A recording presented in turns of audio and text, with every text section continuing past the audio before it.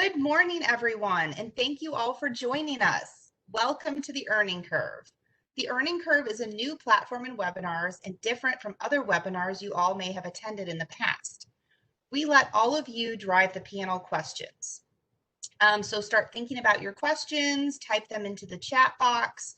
It's a thought bubble icon at the bottom of your screen, and we will get those answered a little bit later.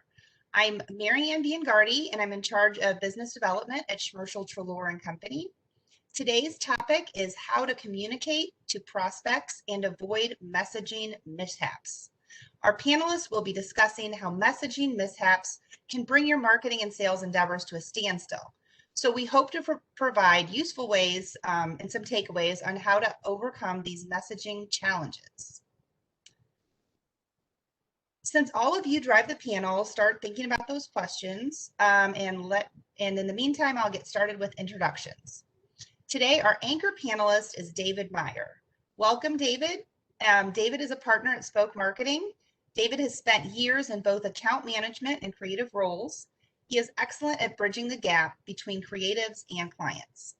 So when clients have trouble explaining a new value proposition, David asks those hard questions to get to the root of the problem, and then he solves it. David's funny and witty and an awesome storyteller, and I just love working with him and the Spoke team.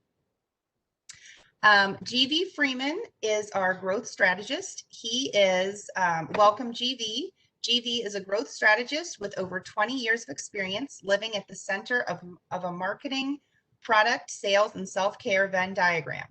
He pulls from all of these disciplines to help startups launch, companies grow, and entrepreneurs live integrated lives. GV is a spiritual tourist. He travels the world, attends as many concerts as possible, and he loves spending time with his friends and soul family. His interest and experience span many roles, including entrepreneur, executive, marketer, coach, salesman, product manager, DJ, and yoga teacher. So welcome, GV. And David Schenberg is up next. Welcome, David. And since we do have two Davids today, we're gonna call David Schenberg Shenny. That's his nickname, just so everyone knows.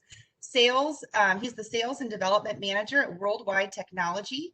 He has over 30 years in creative design, marketing, live events, entrepreneurship, and sales strategy. A fun fact about Shenny, when travel halted during the pandemic, he used the time at home to create cocktail syrups marketed locally to raise funds for local food pantries. To date, Shenny's Not So Simple syrup has raised $21,000 by brewing over 1,000 bottles of the good stuff. It's why we call him Shenny, since there are the two Davids. Welcome, Jennifer. Jennifer Bardot is up next. She's a VP at Enterprise Bank. One thing welcome, Jennifer. One thing I just love about Jennifer is her enthusiasm and energy. She is so super authentic, and she's just a great person. She's also a great connector, has a gift of thinking of ways to connect people that can help each other. So, she'll just think of somebody for me, and she's like, Marian, you have to meet this person, and it just works out, and it's perfect. So she always thinks of good connections. She's a great person to know. Fun fact about Jennifer, she loves an adrenaline rush. At 12 years old, she had a fear of heights. By hiking up 3 stories with her dad to jump off a cliff into a lake, she overcame that fear. And it was quite an adrenaline rush. She says she loves classic cars. She grew up going to car shows and watching Barrett Jackson. She's actually even driven a C5 Corvette on a Texas motor speedway at 120 miles an hour. She's the mom of 3 boys and one of my best friends. Before we open it up to the chat questions, I want to go ahead and get started. David Meyer, let's start with you as the lead panelist. And after David responds, I would love for the other panelists to also weigh in and add some comments if they wish.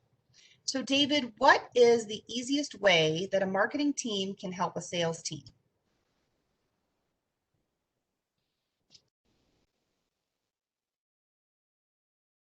Wait, David, you're muted. Yes, I unmuted. Yes. It's already a good day. I love this. It is already a good day.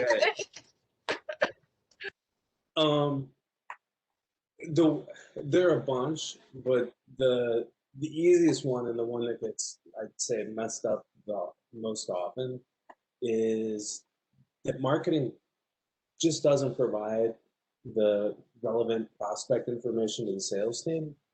So, and I'm talking mostly B2B here.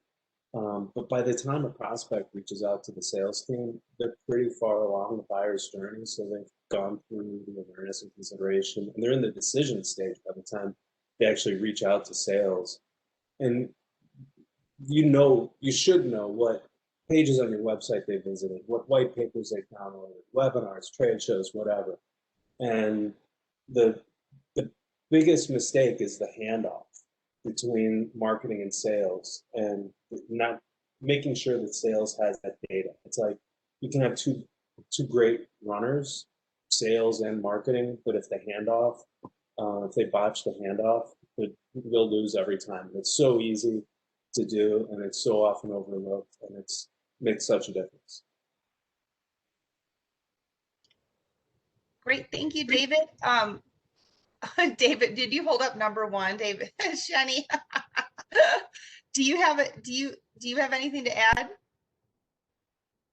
Actually, that's my short. So we've been doing these, obviously seeing each other in boxes for far too long.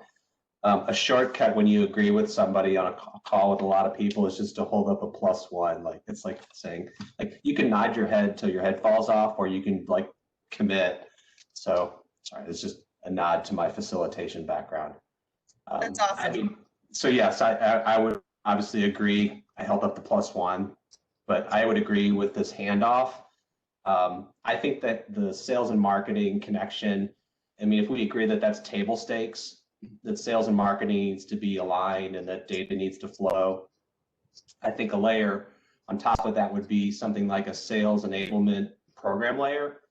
I don't know if sales enablement is part of the jargon for most people on the call here, but sales enablement focuses more on the buyer persona, their desired outcomes. The goal is to arm the salespeople, the sales executives with the tools and the process and the information. That's to get them as quickly as possible to be able to provide something that looks like commercial insights or engage in a thought-provoking conversation that moves past the entry-level sales speak, so that the buyer on the other end of the phone or the other end of the communication recognizes they're dealing with a professional. So there's more I'm sure we'll get to during this discussion on that, but that's kind of that's what you'll hear from me is sales enablement platforms. Yeah, I would chime in a little bit. I agree with both comments already, and I look from a very tactical perspective, especially in integrating and using technology. And I always say that marketing should own the design and the content, and sales should own who gets it and when they get it. And I think there is integration opportunities there. And I think when we talk about sales enablement and how that content is created, we can go down that rabbit hole. But I find it salespeople often get frustrated because marketing's not providing them what they need. And if sales just asks, hey, give me this, and marketing has their opportunity to create all of those tools, and then sales gets an opportunity to decide when to use them and who gets them, things work out a lot better, rather than sales creating all of their own content or creating their own sales decks, which tends to get a little off the rails. Oh, Jennifer, you're muted. All right. There we go. So anyway, if I could add something from a sales perspective, I know when I get opportunities that are handed to me from our marketing team, those are already qualified leads, and I have a little bit more intel to know how to gauge those conversations. So I love handoffs like that, and I feel like Enterprise has a really smooth transition, and I work with Jake often when we are strategizing how to hand off those really warm leads and how to, you know, make those a door open. So. Perfect. Thank you, guys. We have a question here in the chat. If we define messaging strategy as what you say plus how you say it, what are some of the common mistakes companies make when messaging to their customers? Who would like to go first? I feel like we're on a game show sometimes. Spin the wheel. I can. Go ahead, David. Yeah, I don't. I think that one of the biggest issues is that one of the biggest mistakes is that clients often are so eager to say what they want to say. I want to say this. I want to tell them this. I want to tell them that, and they totally forget what their prospects want to hear is way more important than what you want to say. So it's it's understanding their mindset. You know, what do they need? What do they want? And it's, you know, buying is like the ultimate choose your own adventure store. So you want to try and anticipate what the prospect wants and answer the question before they ask them, or message in a way to encourage them to ask the right questions that coincidentally you have the best answers for. That's a great point. Thank you, David. Anybody else want to add to that? I would just add on that oftentimes, to add to what David said, as a business, we want to tell people what we want to tell them, but rarely do we ask prospects the questions that they need to be asked to figure out what we should be telling them. So before, and I think that as marketers, both inside a company and on the agency side, we don't often go out to our prospects and interview them in a really direct way and figure out what it is they might want to hear. I think that a lot of times messaging is, well, we think this is going to work, and it's darts on a board, and we proceed with one version of a message. And then, 30, 60, 90 days down the road, some salesperson comes back and says, oh, I just closed this big deal, and here's what closed it. And now we go back and think about reevaluating our message again and potentially changing websites and branding materials. And that can be a 90-day cycle every time some new message rings true for one salesperson. So I think that going out and actually talking to prospects and talking to customers in a very intentional way and figuring out what words they're using to solve their problem is a huge advantageous step that most people don't take. That's great. Thank you, GV. Okay, let's go to another question here. This one is, I would like to help our prospects narrow their decision criteria. What messaging is proven to be the most effective at getting prospects to narrow down decision-making criteria while making sure they don't feel manipulated by our messaging? What are some of the ways this commonly gets messed up? Yeah, I might jump in on that one. I think, as David mentioned kind of early on in his opening remarks, we really need to kind of move past some of the information, and we need to get to a place where that prospect that we're talking with, that we're engaged with, recognizes us as someone that's already up to speed. Because they're already kind of further down the pipe in their decision process. They've done a bunch of research. They're pretty well informed for what they want. The danger is when they get to a place where they're so set in what they want that all they want is a triple bid process. So depending on how complex your particular sales process is or your offering, you often run the risk of being in a danger zone where it's a race to the bottom. And then you fight like crazy to sell value. So again, depending on what it is that you sell or what you offer for a living, if you can set the criteria, if you can use statements that are more objection avoidance type statements, not objection handling, the place where you get to move to is where you can set the criteria by which a higher level decision is made based on insights, those early commercial insights where you tell the customer something about their business that they didn't already know, and not in a professorial way, but in a consultative or a partnership way. And so, this is really about thinking in terms of leveling up, not trying to close the entire sale with an initial conversation, but figure out what it is a successful outcome of each engagement looks like, both for you and for your customer, because they're already behind the ball. I mean, by the time they get to you, they're probably months behind having to have made a decision.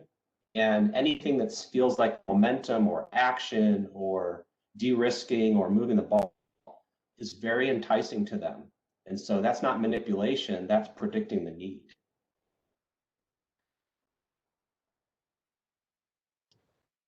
Thank you, Shani. We have a question here for Jennifer. Oh, David, you want to add on? Well, I was just going to say that, narrowing decision criteria.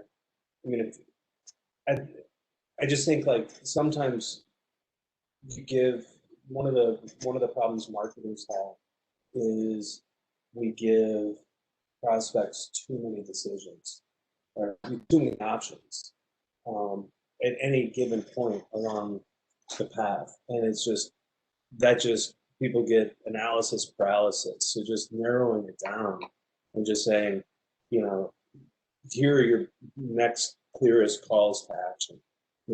Do this next, do this next, and making it easier for them instead of just overwhelming people. Just to echo what David just said, is in my sales process, I try to keep it as simple as possible. And I always let my prospect guide the conversations, even though I'm the guardrails, to make sure that they're going where they need to be going. So I think if you come across as authentic, but you keep it simple and you're listening and asking those critical questions, it's going to guide the conversation naturally. That's a great point. Thanks, Jennifer. Thanks, David. Okay, so this question for Jennifer, how does the messaging evolve once the emphasis of messaging to a prospect is focused more towards sales conversion instead of lead generation? Well, I think you got to just wash your brain and get rid of that, because that's going to put you in the wrong funnel. I mean, and you're going to come at the wrong mindset, because if you're not thinking abundance and you're only thinking about your close ratio, for me, that's the wrong mindset, because I'm not looking at it from the interest of my prospect. I'm looking at it, hey, this is what's best for me. I got to hit my numbers. So for me, that doesn't fit. So maybe I'm unique for a salesperson, but that's not how I do my business. So. Customers can smell that on you. It's like a stink. Right. It's absolutely true. Like you're not there. And I know that about Jennifer and all you guys. You're not there to hit numbers. You want to do what's best for your customers for sure. Okay. So question here for brand messaging. Is it better to take a stand on political social issues, knowing you might alienate some people, but win a loyal fan base? Or should you keep your brand as neutral as possible so you don't offend anyone?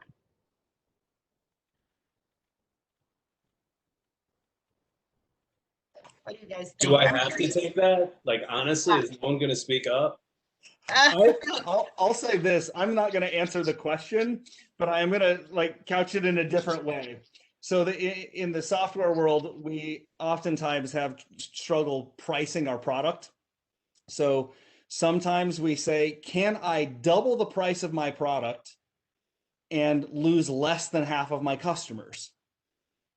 So essentially, if I can double the price of my product and lose less than half of my customers, I'm making my life easier, because I am dealing with less support issues, I'm dealing with less customer success, and I'm potentially making more money.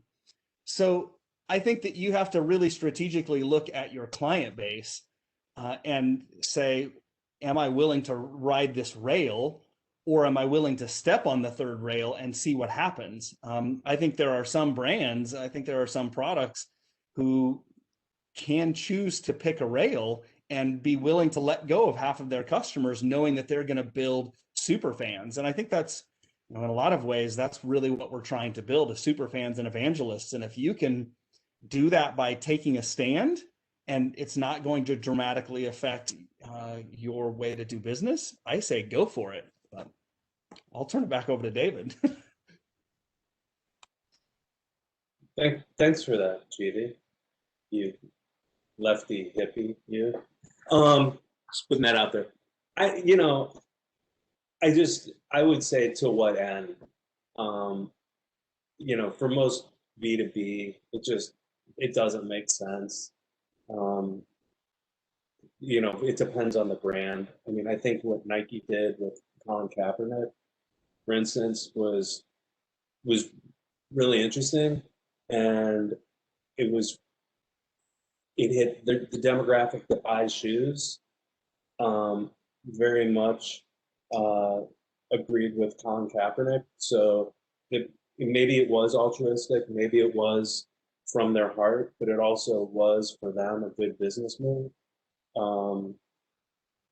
You know, younger, more diverse people are buying more Nike shoes than, say, older, we'll just go ahead and say white guys. Um, uh, but then you got like the My Pillow guy. So what are you gonna do? You know, anyone want to chime in on the My Pillow guy? Go on, touch it, touch it. Go on, Shenny, hit it. I might go one, even rephrase a little bit more and say, how does it align with your core values as a company? Like, does it align with your mission, vision, values? And if so, are you willing to stand up and espouse those values and live those values? If not, I would say stay away. But if you are finding that your actions and behaviors don't align, and your messaging doesn't align with your core values, then as an executive team, you need to probably go back and look at what those values are, or you need to tell your marketing team to stay off the third rail.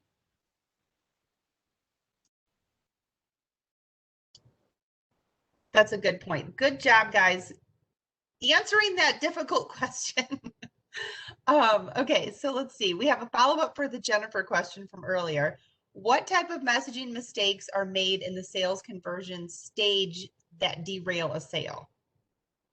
I think over assuming that you've already closed the sale. I think some sales folks kind of get ahead of themselves and they think it's in the bag, so they stop cultivating the opportunity and then it dies. So I think that's a big mistake when people get too excited about an opportunity that they think is just in the bag. So I think a good add to that is again, it all depends on the size of your transaction. So I preface this by saying in more complex sales environments, it is a series of yeses. And the sooner you can lock down the smallest possible yes, that conversion that Jennifer is talking about. So often the same salesperson that's focused on number only is going to focus on closing a deal, any deal. The larger, the better.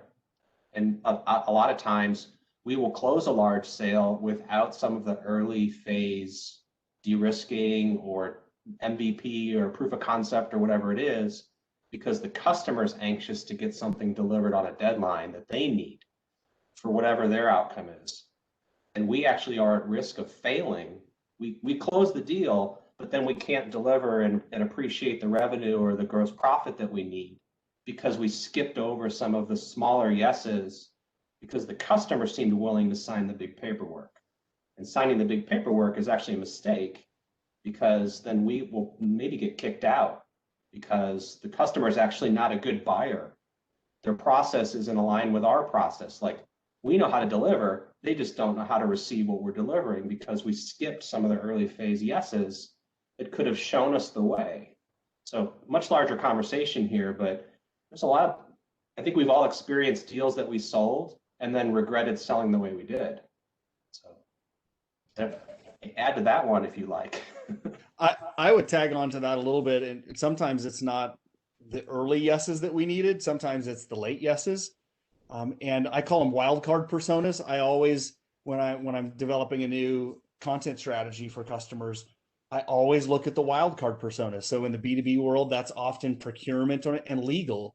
And if you've gotten through the entire sales process and at the very end, procurement comes in and throws a wrench in the sales process, it's because I haven't either from a sales perspective, a marketing perspective, or both provided content or messaging to those kind of wildcard personas that could blow up my deal or they could make it really easy.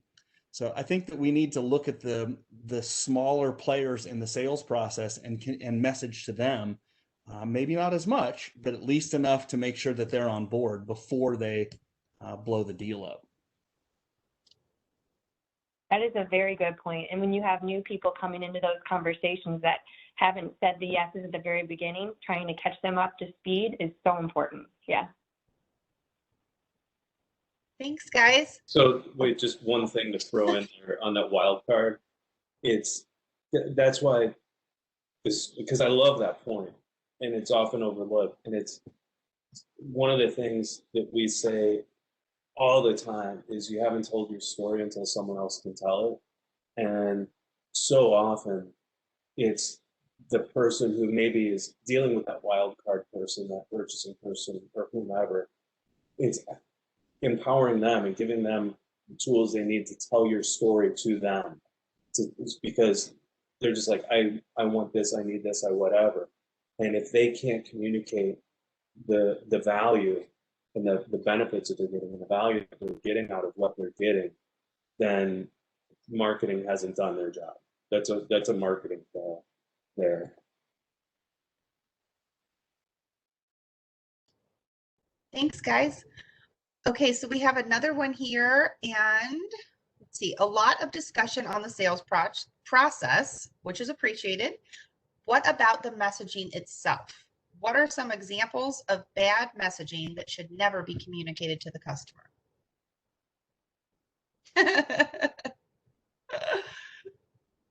David Meyer?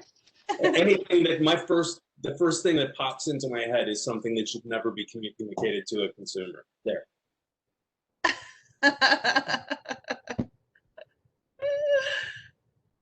Any more specifics? Okay. Next question. Okay, so offering a prospect 3 choices is such an old school way of advancing the conversation. What are some more modern methods I should consider? Offer them 4 choices. 4 choices. There you go. Thank you. No, I don't obviously, not to be flip, but that was like the Monty Python answer. And there, now I've dated myself. I think it gets back to some of the earlier parts of our conversation around the more sophisticated engagement models, approaching a customer that's already informed, that's already in buying mode, that already maybe has made up their mind about some things.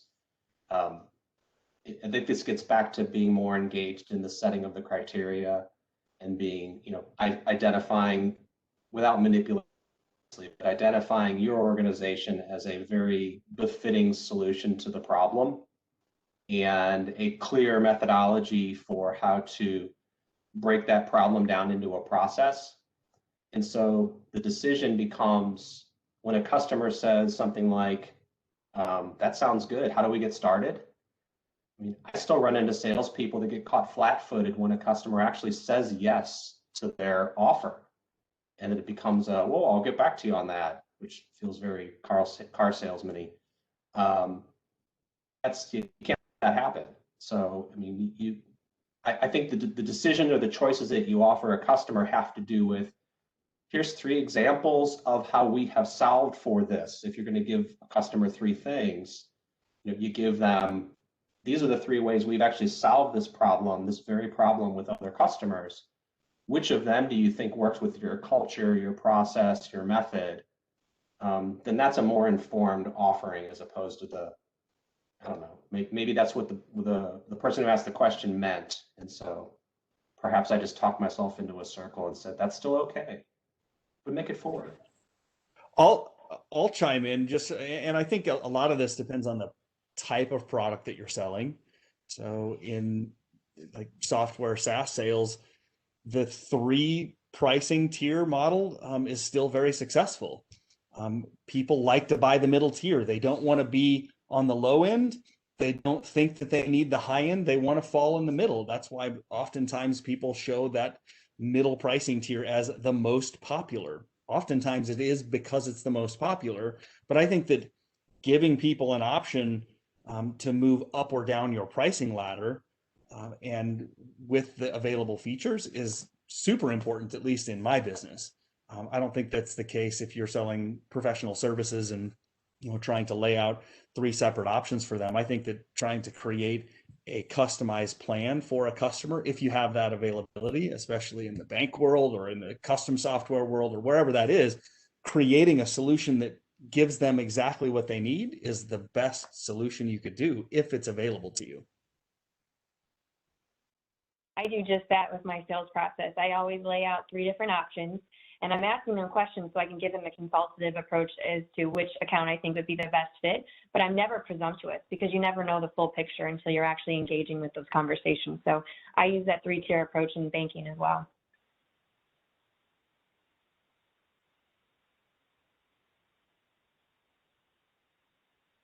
Sorry, I was trying to hit my mute button and I hit the wrong button. Okay, so we have another follow-up for David Meyer. What do you mean by you haven't told your story unless someone else can tell it? What are some characteristics of a good story and a story that's hard for someone else to tell?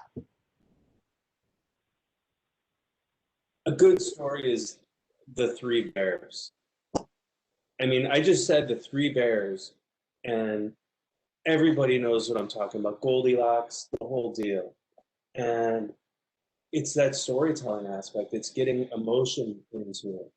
It's making it memorable. It's making it clear. It's making it compelling, concise. It's all the parts of storytelling. That's what you want to do with your brand, or your company, or your value proposition. I mean, like spoke is like sales-driven marketing that energizes or activates the customer buying journey. And then I would go into the why. I mean, people don't care so much about the what. Like, it's the why you do it.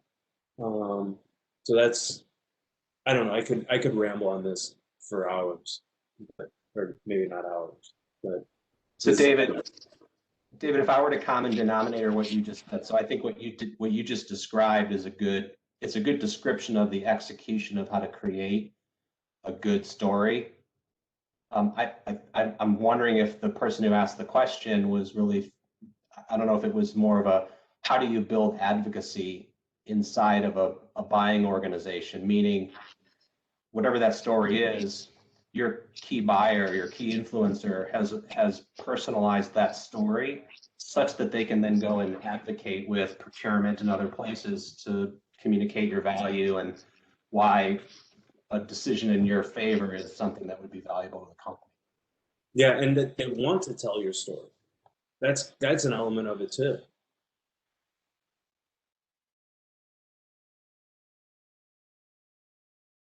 Okay, I will. I was ahead. going to say, I'll just chime in real quickly. If it is really the storytelling question that the question answer or asker is wondering about, I would say my go-to, like when I'm writing email sequences or helping customers write email sequences, I go to Joseph Campbell's The Hero's Journey. Think about every action adventure movie or kind of quest movie that you've been on. Think about Lord of the Rings, and the buyer is presented with a challenge. The challenge is accepted. We go on a journey of some kind. The journeyer gets some piece of information that he then needs to take back and makes everything better. This story, The Hero's Journey from Joseph Campbell, is used in storytelling. Actually, it goes all the way back to the 3-act storytelling that we know from thousands of years ago. Storytelling hasn't changed. If you can figure out what the inflection points are and the emotional points are for your customers in each section of that hero's journey or the buyer's journey, all you have to do is adapt your story to that model, and you can become a really good storyteller really quickly. Yeah, that's, I guess, it can be a lot simpler than you think it is if you go ask your customers the questions that you need to ask them. Yeah, find out what the promised land is and show it to them. Well, and I was thinking about the game Guess Who. That's exactly what sales is. You're sitting beside somebody, you're learning more about them, you're asking the questions, it's guiding you to figuring out, what makes the most sense with them. So for me, it's the game of Guess Who, and you're going back and forth and you're learning and building rapport, and the storytelling authentically develops just from asking those questions.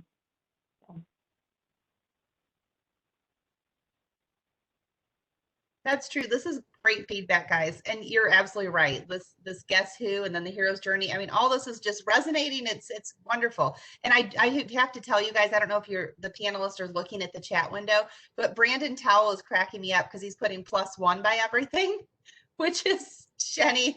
That's your little post-it. So he's giving you guys +1s when he agrees. And he actually has a question as well.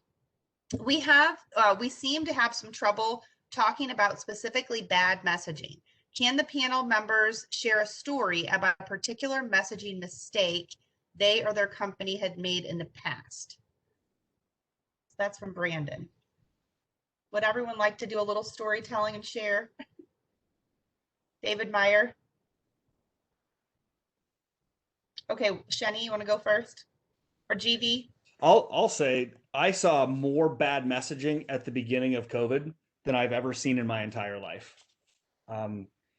It became trite. It became what was socially acceptable. It was not being honest. It was not going far enough. It was no honesty whatsoever in the majority of the messaging that we saw for months and months. And I think that there is obviously a fine line between how honest you can be when you're messaging to a wide audience. But in my experience, more honesty, the better. The closer you can get to being true, and again, I go back to core values, the more you can relate your messaging back to your core values when you're dealing with a really challenging situation, the better off you're going to be. And even if you do make a mistake, if you can say, you know what, maybe I shouldn't have said that, but that's how our company operates because that's the core values of our management team and everybody inside of it, you can always fall back on that much easier than you can sending out a tone deaf message that doesn't resonate with anybody.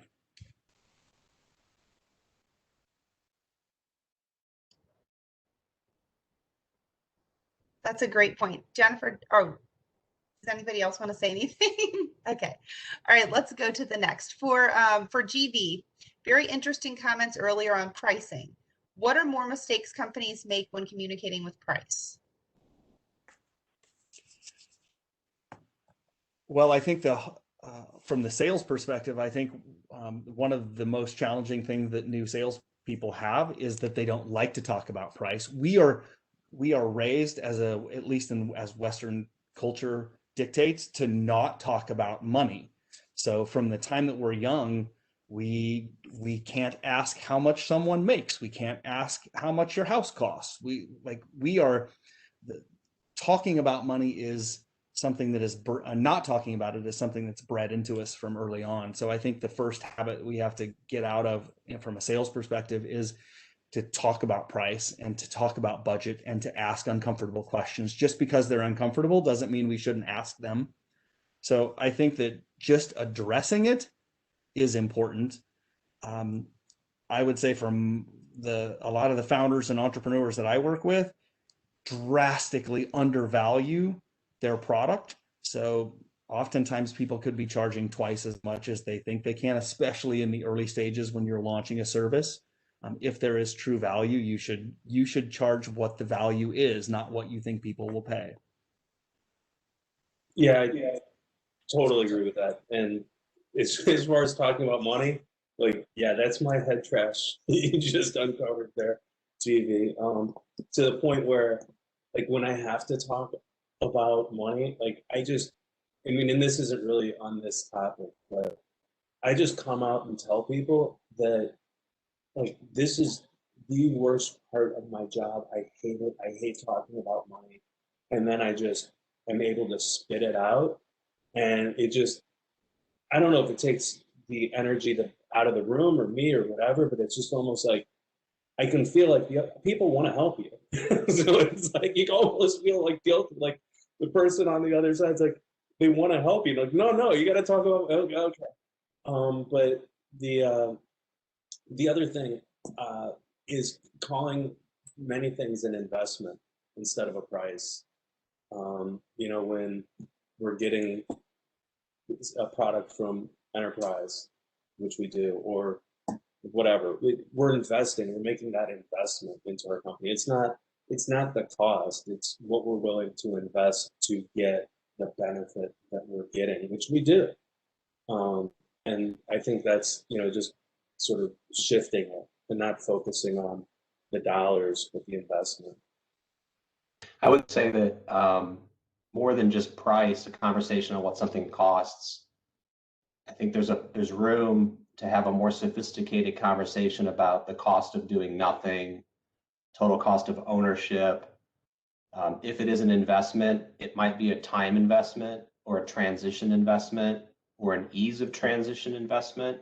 So I think there are ways to couch conversations about the cost of something that allows you to learn more about your customers' buying habits or their deeper issues.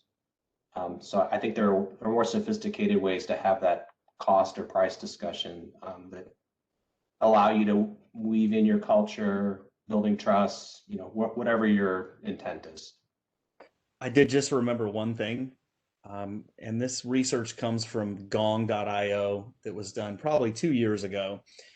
Gong.io records phone calls and they transcribe them, and then they analyze using machine learning, artificial intelligence, the contents of those phone calls, and then they compare them to the outcome of the sales process. So they're literally linking up salespeople's phone calls to win-loss, for instance. And they show, I think the number is 38% lower win rates when you talk about ROI, when you bring ROI up in a conversation. So from a messaging perspective, as marketers and as salespeople, I think we need to be very careful how we approach ROI. There's a lot of logic, and they talk about this on their blog. So gong.io, search for ROI. But we need to be very careful about trying to prove ROI to our prospects.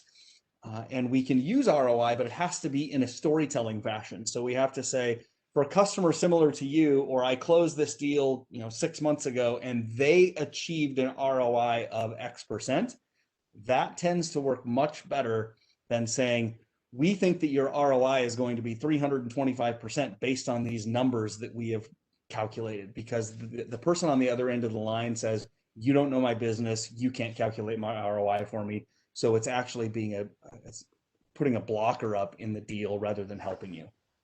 And that's why case studies are so important on that. Yeah. They're just, here's proof.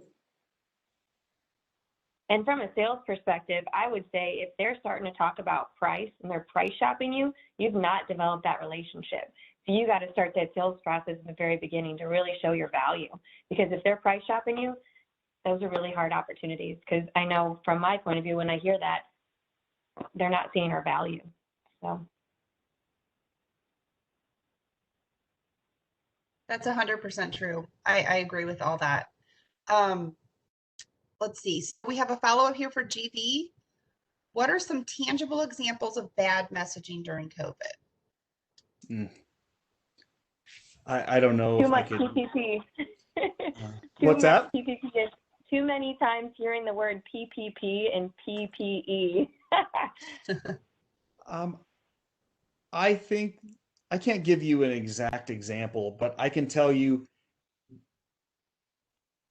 the number of times that I heard the exact same message coming from companies of all shapes and sizes. Oh, I know we're going through a hard time right now. We're all in this together. We're all in this together. So if you can say the exact same thing as 15 other companies, why are you saying it? It is wasted. Like, it is one more wasted email that I have to delete. The number of emails that I got from people, frankly, like covering their messaging ass, saying we need to say something, but we don't know what to say because we can't really be honest. I think that all of that is bad messaging. If somebody else is saying the exact same words that you're using, then you need to find a better way to say it or use better words. Well, and then I don't know if this was, this is local, but also, I guess, national. You'd have someone like, and I don't want to like throw anyone particularly under the bus, but I think that's what the questioner wanted. You got like like Schnucks and Walmart and those folks during this, it's like GV was saying, we're all in this together. We're blah, blah, blah. And then they're throwing their workers out there without masks and PPE, not PPP, Jennifer, because I don't think Schnucks qualified for PPP. But it was just like, it was just to GV's earlier point about core values and consistency in messaging. It was just the contrast there was just palpable and unpalatable. So a positive example, I think, so David, what you just said made me think, Jersey Mike's, that was, bought a lot of ad space from their CEO, Paul Cancrow, I think is his name. They're a very charitable organization. They'll system-wide for a day or two of every year will donate 100% of their proceeds to first responders and firefighters and things like that. I mean, that's part of their messaging platform. So when they come out and they say a message and thank and do and whatever, it's authentic because it's part of their culture. I think what smacks as weird to the ears is when you do hear an organization, and then if you're a patron of that organization and you witness something that is counterintuitive to what they said, it does damage, right? So that's the danger, is you put a message out there that doesn't align with your culture, that can't be observed by the public, and that just becomes, Twitter bait or Instagram, kryptonite for your brand, because people will take that, they will run with that, not the positive aspects of that. There's more danger that they'll damage your brand than support it. I would just add that, like, if you want to go hear good messaging, like, go to Airbnb's website when Brian Chesky sent a message to the entire community about what Airbnb was going to have to do with laying people off and how they were helping hosts. It had some emotional intelligence built into it.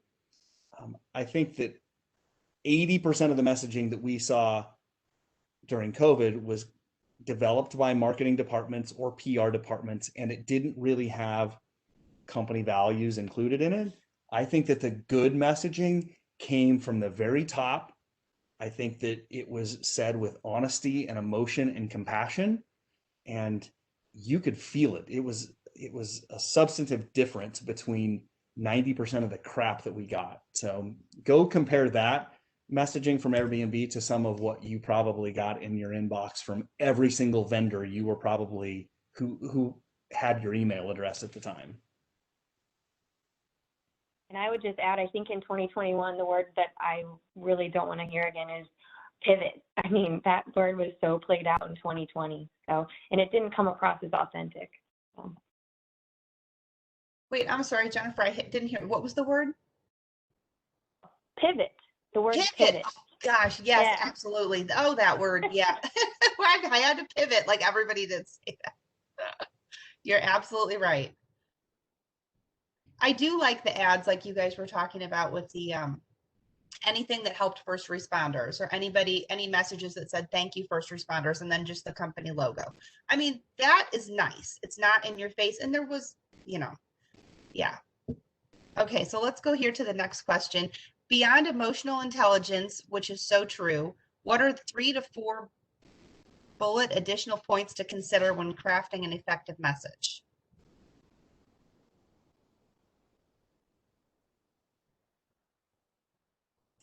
Oh, additional. I'll say brevity.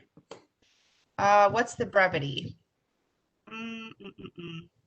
Yeah, I'll just say brevity. Like, keep it short. Keep it as short as you possibly can.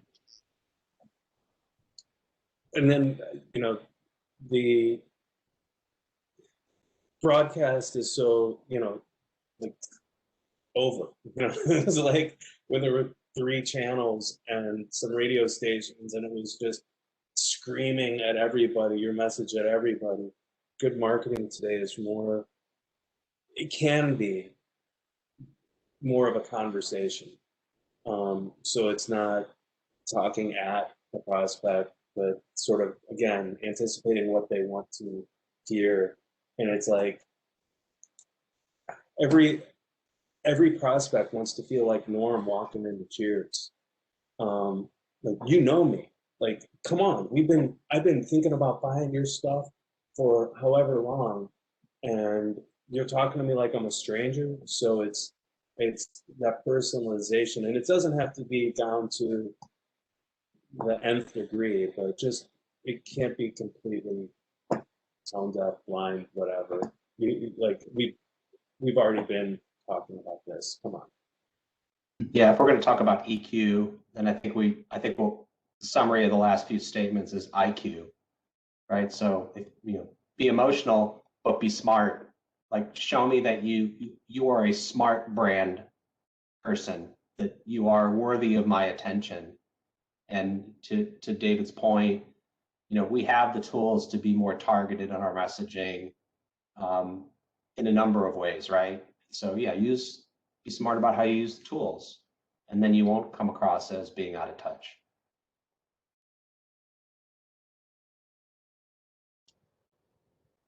Okay, let's go to the next question here. If there is any disagreements between marketing and sales, how should the disagreement be handled or resolved?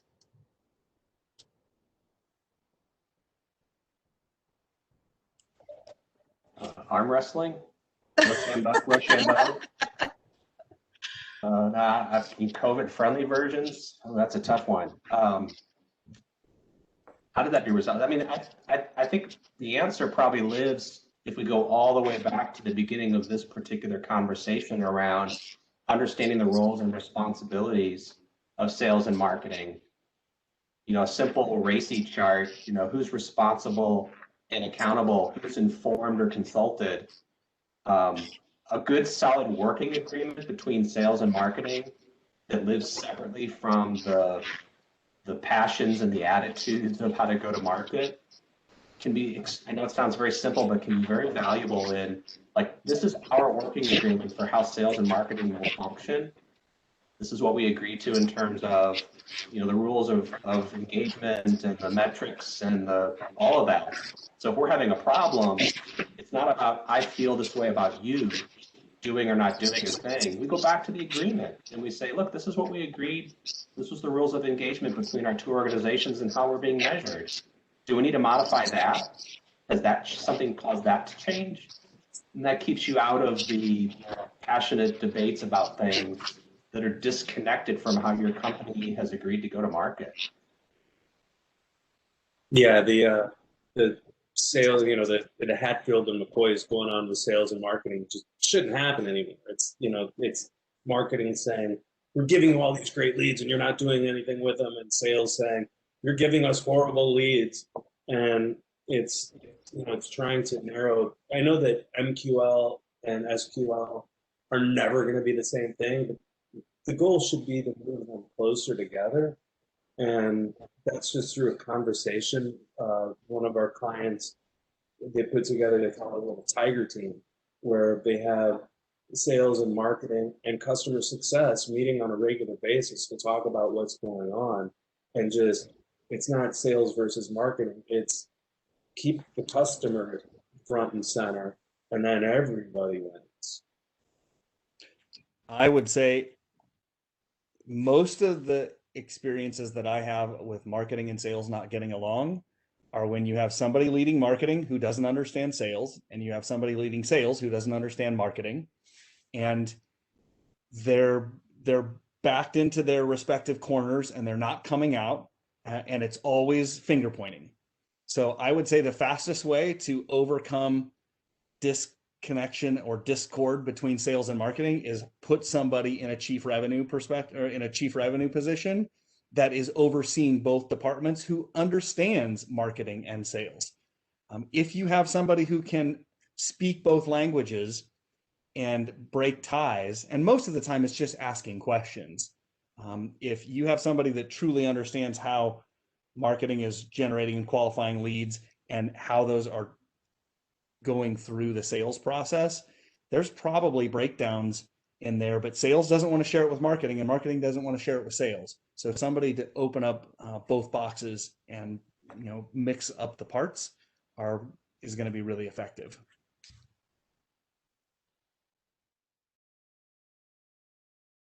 That's perfect. Thank you, guys. Oh, we have another question here. What's your opinion on how to utilize LinkedIn from a sales and marketing perspective, and how often do you post?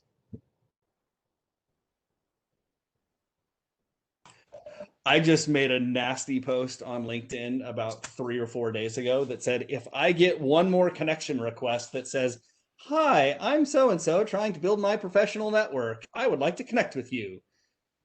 And honestly, I probably won't do anything. But most of the time right now, I'm deleting all of those connection requests. They are fake. All it is just a veiled warm up to a sales attempt. And it's not restricted to any one industry. At this point, there are people trying to sell me marketing services and banking services and financial services and whatever.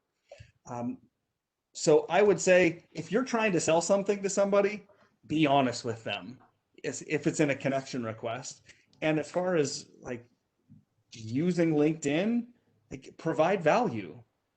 Post as much as you want to or as little as you want to, but when you're posting, provide value. Stop selling. Yeah, and have it be aligned to you, again, like we talked about before, aligned to your culture. It feels like it belongs with everything else that you do.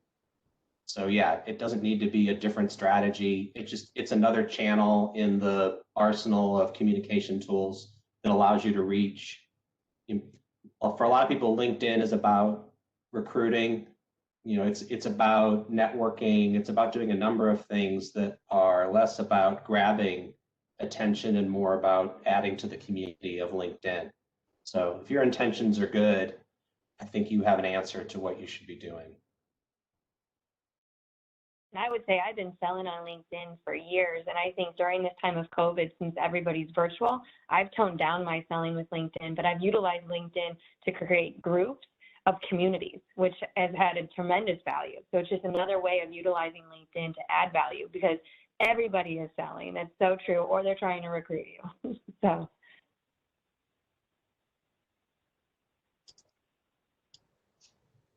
That is so true. And we're getting more +1s from Brandon, by the way. So this is great. Okay, so we're actually almost at time. So we're going to wrap up our panel here. And we hope you found value in our panel today. We look forward to your feedback. Thank you to all the sponsors, and please feel free to reach out to any of our panelists. All of the contact info should be up here momentarily. Reach out to everyone on LinkedIn. Everyone is, well, I know that they just mentioned they don't like random connections, building networks. This is totally different. All of you are welcome to connect with any of our panelists on LinkedIn, and they'll respond to you and connect with you. We really value our audience members on the earning curve. So it has been an honor to be your moderator today. Please check out the screen for our contact info, and on behalf of the earning curve, we will see you back here in 1 week, not 2. Join us for our next, it's a special edition manufacturing panel in partnership with St. Louis Makes and SLU on how to save time and improve profitability with 3D printing, it's exciting, especially if you're in the manufacturing space. Have a great day, and we'll see you all next time.